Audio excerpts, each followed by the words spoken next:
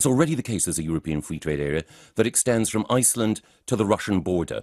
The only country in the European landmass outside that is Belarus. We would be part of that, and we would benefit also from being able to take back control of our seat on the World Trade Organization.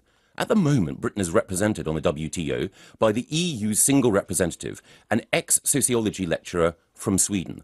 I'd like to see a Britain on the WTO determining trade policy. More than that, I would like to see barriers, trade barriers, that we've erected in the EU against developing nations come down. Would we be in the single market? Would we be in the European single market? We would be part of a free trade zone. We would not be in the European single market. We would have access to the countries of the single market by being in a free trade zone. Well, no, forgive me. A Conservative government, Margaret Thatcher it was, created the single market because there were all sorts of what she called invisible barriers.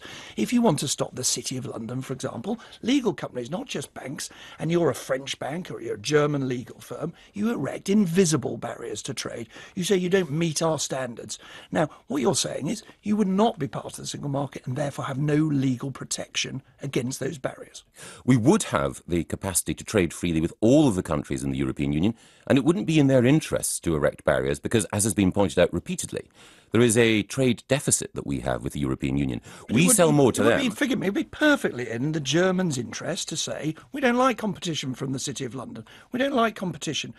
Maybe the French banks would say, they say it now, but you would have no legal right of redress. Well, we absolutely would have the opportunity to say to their countries and to their peoples, why would you want to have your government deliberately erect barriers that would mean that you would lose jobs, lose investment, and lose income?